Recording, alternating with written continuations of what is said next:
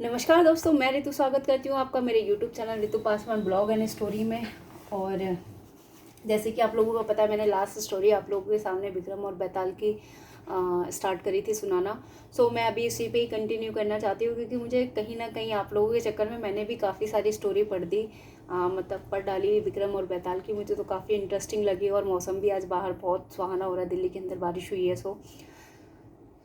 कहीं ना कहीं आप लोगों को स्टोरी अच्छी लगेगी, तो मैं आप लोगों के लिए लेके आ रही हूँ। वैसे मेरी स्टोरी पे कोई व्यू तो आ नहीं रहे, लेकिन फिर भी आशा करती हूँ कि हिम्मत तो हारनी नहीं है मुझे, और आशा करती हूँ कि एक ना एक दिन मेरा चैनल ज़रूर सक्सेस होगा, स्टोरी वाला या ब्लॉग वाला, कुछ भी कह लो। सॉरी, एक सेकंड, मकड़ी मकड़ी। वैसे मैं आज अपनी सीट पे मतलब बैठ के स्टोरी सुनाने वाली हूँ आप लोगों को। मेरे लिए तो काफ़ी कंफर्टेबल है मेरी जगह, मेरी सीट। एक्चुअली क्या है ना, उधर कैबिन में मैं स्टोरी जब भी बोलती हूँ ना, अभी ऑफिस में है भी नहीं कोई स्टाफ, तो थोड़ा बहुत अनकंफर्टेबल फील होता है। चलिए बिना टाइम वेस्ट करे मैं स्टोरी स्टार्ट करना चाहती हूँ। वैसे मैंने टाइम तो बहुत सारा वेस्ट कर दिया आप लोगों का, 1 मिनट हो चुके हैं। चलिए। घनघोर अंधेरी रात में राजा विक्रम अपनी खुली तलवार लिए बेताल को पकड़ने आगे बढ़ता है। जैसे कि मैंने आपको पीछे भी बताया था कि जब तक विक्रम बेताल को पकड़ता नहीं है तब तक वो उसको छोड़ता नहीं है। तो वो जाता है जंगल में पकड़ने के लिए बेताल को, और अपने पराक्रम से बेताल को वश में कर के अपने पीठ पर लाद कर ले जाने लगता है। हाँ, वैसे विक्रम के बारे में, राजा विक्रम जी के बारे में हमने काफ़ी कुछ सुना हुआ है। वो बहुत साहसी थे और मतलब काफ़ी मतलब अच्छे थे वो। डरते नहीं थे किसी से, हिम्मत वाले थे। तो मे बी अब क्या बोल सकते हैं उसको, चलो जो भी बोलते हैं, वो अपनी पीठ पर लाद कर ले जाने लगते हैं।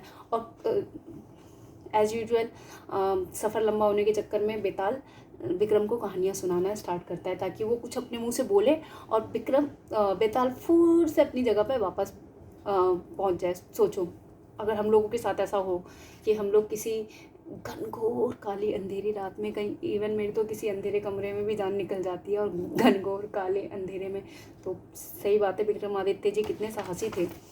चलिए कहानी स्टार्ट करते हैं। बेताल कहानी सुनाना स्टार्ट करता है। पता है क्या है, मैंने ये कहानियाँ ना पढ़ना आप लोगों के लिए ही स्टार्ट किया है, क्योंकि मुझे काफ़ी अच्छा लगता था कहानियाँ पढ़ना सुनना। तो मैंने भी सोचा कि मेरी तरह बहुत से लोग होंगे, तो क्यों ना आप लोगों के लिए स्टोरी लेके आए। तो आप लोगों के चक्कर में ही नई नई स्टोरियों की खोज करती रहती हूँ और आप लोगों के सामने लेके आती हूँ। चलिए स्टार्ट करते हैं। चंदनपुर गांव में एक वृद्ध स्त्री रहती थी। उसका एक बेटा था जिसका नाम दगड़ू था। दगड़ू, ये क्या नाम होता है, चलिए जो भी है। वह स्त्री नए पुराने कपड़े सिलकर काम करके अपना और अपने बेटे का पेट पालती थी। दगड़ू एक कामचोर और आलसी लड़का था, और सपने दिन रात सपने देखा करता था। दगड़ू के साथ एक बड़ी परेशानी थी कि उसे अक्सर बुरे सपने ही आते थे। सपने भी आते थे तो बुरे, और जब भी कोई बुरा सपना आता था वह सपना हकीकत बन जाता था। वैसे ये दगड़ू के साथ नहीं है, ये नॉर्मली सबके साथ है कि अगर कोई अच्छी चीज़ हो तो जल्दी होती नहीं है, लेकिन बुरी चीज़ सबके साथ जल्दी हो जाती है। एक दिन दगड़ू को सपना आता है कि कुछ लोग नवविवाहित दंपति और बाराती को लूट रहे हैं और उससे मारपीट कर रहे हैं। दगड़ू ने जिसे सपने में देखा होता है वही दुल्हन बनने वाली लड़की अपनी शादी का लहंगा सिल जाने के बाद वापस लेने दगड़ू की माँ के पास आती है। दगड़ू फौरन उसे सपने वाली बात कह देता है। वह लड़की अपनी माँ और ससुराल वालों को यह बात बताती है, पर सब लोग इस सपने वाली बात को वहम समझकर अनसुना कर देते हैं। जाहिर सी बात है, कोई अनजान लड़के की बातों पे भरोसा क्यों करे। चलिए फिर देखते हैं क्या होता है।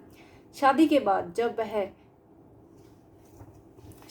बाद जब वर वधू बारात के साथ जा रहे होते हैं, तब सपने वाला वाकया सच में घटित हो जाता है, और इस पूरी घटना में दगड़ू पर आरोप लगते हैं कि वही लुटेरे से मिला होगा, वरना उसे कैसे पता चल सकता है कि ऐसा ही होगा। और शक की बिना पर सारे लोग मिलकर दगड़ू की खूब पिटाई करते हैं। क्या बात है भाई, भलाई का तो ज़माना ही नहीं है। आज से नहीं, 100 साल पहले से भी भलाई का ज़माना नहीं है, पहले भी नहीं था। चलिए जो भी है, मतलब उसने लड़के ने अच्छाई करी, बुरा सपना बताया तो उसी को ही पीट दिया। इस घटना से कुछ दिनों बाद एक रात दगड़ू को सपना आता है कि मोहल्ले में रह रही चौधराइन का नया मकान गृह प्रवेश के दिन जलकर खाक हो गया। तभी अगले ही दिन चौधराइन उस मकान को बनवाने की खुशी में लड्डू लेकर दगड़ू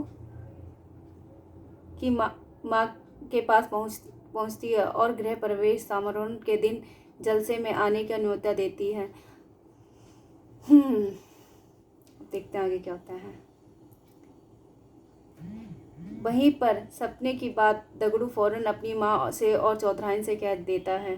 ये लड़का भी पागल है क्या, मतलब किसी का घर जल रहा है, चलो, जबकि उसको पता है कि सब उसको मनुष्य समझता है, तब भी उसको बता रहा है। चलिए चौधराइन से कह देता है। चौधराइन गुस्से से लाल पीली हो जाती है और उल्टा दगड़ू की माँ को ही कहने लगती है कि तुम्हारा बेटा ही काली जुबान वाला और उसके बोलने से ही सब के साथ बुरा हो जाता है। चौधराइन गुस्से से जली कटी सुनाकर माँ बेटे को भला बुरा कहकर वहाँ से चली जाती है। गृह प्रवेश समारोह के दौरान कोई घटना ना हो इसके लिए पक्के इंतजाम किए जाते हैं, पर फिर भी किसी न किसी तरह आग की चिंगारी चौधराइन के भव्य मकान के पर्दों में लग जाती है और देखते देखते रौद्र रूप धारण करके पूरा मकान जलाकर खाक कर देती है। चूँकि दगड़ू इस बारे में पहले ही बोल चुका था, इसलिए सब उसे काली जुबान का बोल उस पर टूट पड़ते हैं और उसे मार पीट कर गाँव से निकाल देते हैं। बेचारे ने अपने पैरों पे ही कुल्हाड़ी मार ली। नहीं बताता तो ये एक मतलब हादसा बन के रह जाता। दगड़ू समझ नहीं पाता कि लोगों को सच सुनकर उस पर क्रोध क्यों आता है। खैर, दगड़ू एक दूसरे राज्य में चला जाता है जहां उसे राजा के पहर में महल की चौकीदारी करने का काम मिल जाता है।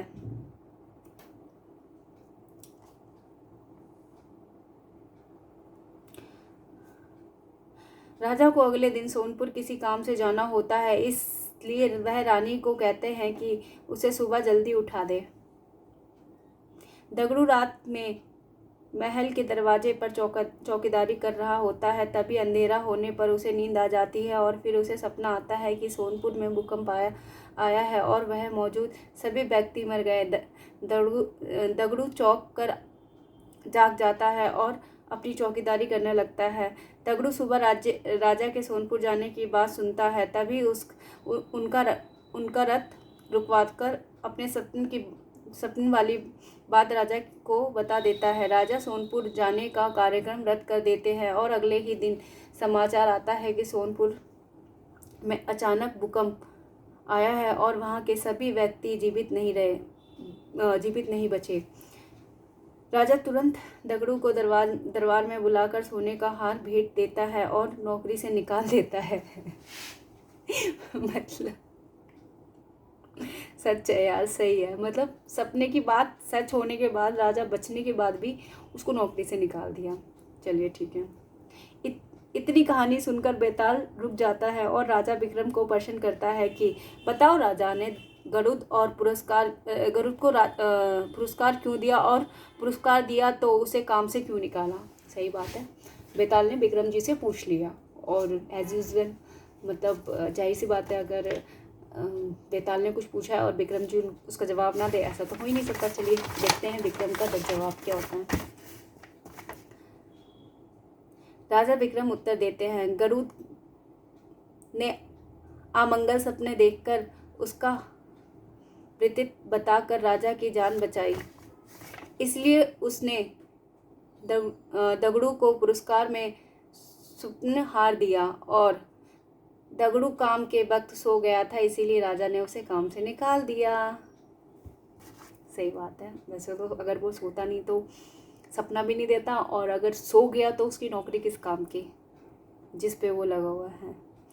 चलिए, लेकिन राजा ने बोल दिया तो अब बेताल को कुछ तो करना पड़ेगा। बेताल अपनी शर्त के मुताबिक राजा विक्रम के उत्तर देने के कारण हाथ छुड़ाकर वापस पेड़ की ओर फुर उड़ गया। चलिए हम भी यहीं रुक जाते हैं और नेक्स्ट स्टोरी में राजा विक्रम की कोई नई स्टोरी लेके आऊँगी मैं आप लोगों के सामने। और आप लोगों को अगर ये स्टोरी पसंद आ रही हो तो प्लीज़ यार चैनल को सब्सक्राइब कर लीजिए। और आप ऐसे नहीं देखना चाहते, किसी और तरीके से देखना चाहते हैं, तो वो भी आप मुझे बता दीजिए।